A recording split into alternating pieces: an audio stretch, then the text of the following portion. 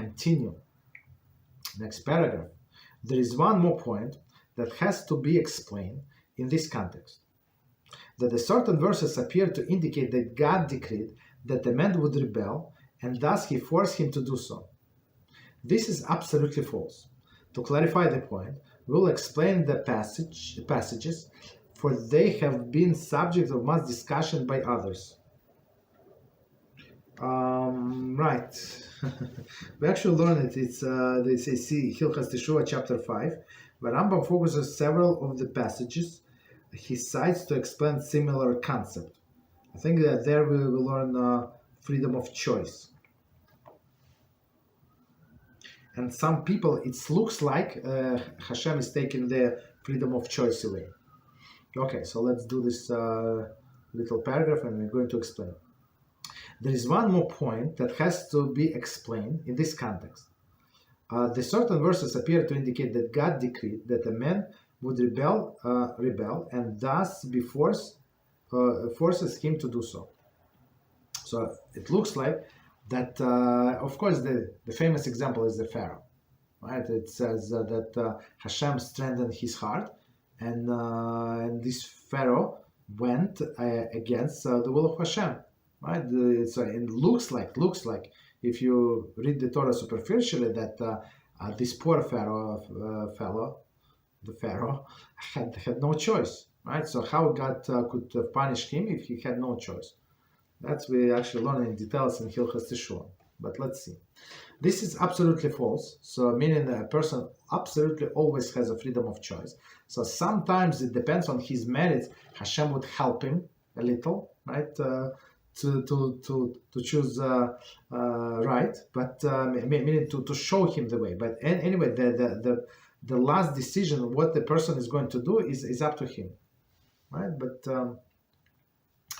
still, it depends on his merits.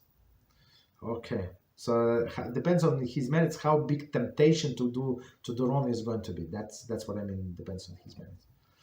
Okay, to clarify this point, we'll explain the passages, for they have been subject of much discussion by others. So all of these heretics, all of these original people, as I said before, all of these commentaries that we get on our YouTube channel. For example, today a clown, this guy, I'm not sure he's Jewish, not Jewish, but he's clown. He's some commentary I had to delete. It's like too much heresy. But today he came up again. One comment was okay. So, but the second comment, it was on a class of Rabbi Reuven Shlita. For Noahites, there is a audio class from many years ago. I don't know, 5 years, 6, 7 years. I don't know, from a long time ago. So we just posted it on our channel, and it says that Noahites are not allowed to keep Shabbos. And then he explains, as Rabbi Reuven Shlita will explain in details with examples, without leaving any doubts. It was part 1 and part 2, both of them are 20 minutes, 25 minutes, whatever you can look up on the channel. And this guy said, that's how I think we can resolve the issue. It's like there is no issue to begin with, but this clown is trying to help us to resolve this issue. And he gave 7 points how there is maybe no problem for a non-Jews to keep Shabbos. And he said, and I'd like somebody to point me out in the whole Torah and put my nose into the book in that specific place when it says that Hashem said that non-Jews are not allowed to keep Shabbos. 7 or 8 points. So I told him it's actually whatever he said, the opposite is true. And we're going to answer. I don't have time right now, but we're going to answer in small clips. So all of these clowns, they actually go the point I'm trying to make about the same issues. And this one is one of the famous examples that they're going to ask. So be prepared. So it says, our sage says you have to be prepared what to answer the heretic. So and they, especially today, they're very primitive. Olden days, the days of Rabbi Akiva, they were very sophisticated, but today it's very primitive. But still, we have to know the answers. For example, it was promised to Abraham that they shall enslave them, your descendants, and oppress them. Okay. Thus, it appears that it was decreed for the Egyptian to oppress Abraham's descendants. Oh, that's the famous one. If so, why they were punished? They were compelled to oppress as decreed. The answer to this question is that the prophecy can be compared to the God saying, in the future there will be those who heed God's commandment and those who do not righteous men and wicked ones. Okay, so let's look at this example of Rambam Zatzal. So it said that the example of Abraham, Hashem promised Abraham its covenant between the parts, right? When Abraham split the bull, right? I think it was 3 animals, split one half on one side, another half on another side, and he walks with the Shekhinah, whatever it means, with the fire, right? Between them, it was a covenant. And Hashem said that and they shall be enslaved, and your descendant, and oppress them. So it looks like these Egyptians, Rambam said, looks like they had no choice. So it already was decreed like 430 years before the enslavement, before the end of the enslavement, right? That is going to happen. So it does not make any sense, right? Right? Does not make any sense. It does not mean any sense. That meaning that maybe Egyptians did not have a free choice. It was decreed that they're going to enslave them. So right, right. So the question is, why should they were punished? Why Egyptians were punished if Hashem said that's what they're going to do so many years from now? They were compelled to oppress them, and as decreed. So they had no choice. Hashem said, "You do." Right. The answer to this question is that this prophecy can be compared to God saying, "In the future there will be those who heed God's commandment and those who do not heed." Right?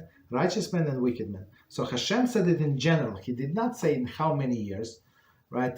It's going to happen. He did not say how long, in how many years it's going to happen. He did not say what nation is going to be.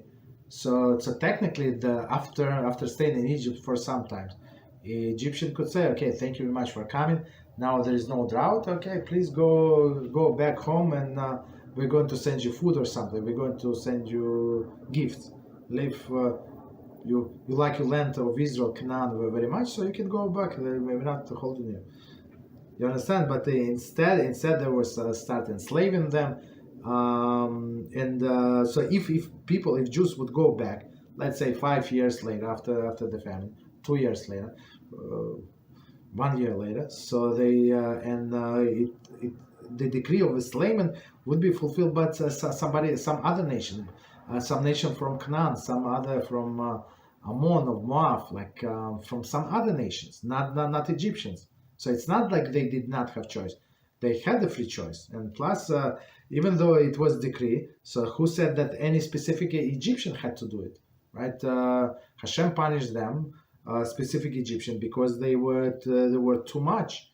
Hashem wanted Jewish people to be enslaved, but he did not wanted them to be killed so viciously, and they would plaster baby into the wall. Hashem never decreed that. He never decreed that this Pharaoh be bathed in Jewish blood, right, in children's blood, and to throw children into the Nile River. Was never decreed. They decided to do. 1 second. So let me quickly check time. Okay, so let's do one more paragraph. Okay, so that's example of this prophecy. So it's like Hashem said, in the future it's going to be righteous people, wicked people. So but person still decide, I want to be righteous or I want to be wicked. I want to be on the punishing side, right? That I had to one student, so he was offered a job to go to the police. I said, don't go to the police. Even though good pay, good benefits, don't go. You don't want to be one of these punishing people, all right? Continue. This is true statement. It does not obligate that so and so, who is a wicked, had to be wicked, or that so-and-so who is righteous had to be righteous. Instead, whoever acts wickedly does so on his own volition. Had he desired to be righteous, it would have been possible. There was nothing preventing him. Similarly, every righteous person could have been wicked. He was not hindered. This statement is not applied with regard to each particular individual, so that he could rationalize and say that his fate was decreed. Instead, this statement is general in nature, allowing every individual to act voluntarily according to his own character. That's what we just said, but Rambam, of course, said it better. So let's do this paragraph again, and we try to add only new points. I mean, that's exactly what we just explained. Okay. So one more time, this is true statement, meaning that HaShem decreed in general. It does not obligate that so and so who is wicked had to be wicked. So just because a person is wicked, he acts like that, does not mean that he had no choice. It's not like HaShem obligated him to be wicked. No, it was his choice. Or so and so was righteous, right? So also, it's not decreed. Person, in order to be righteous, person has to work on himself, right, or herself.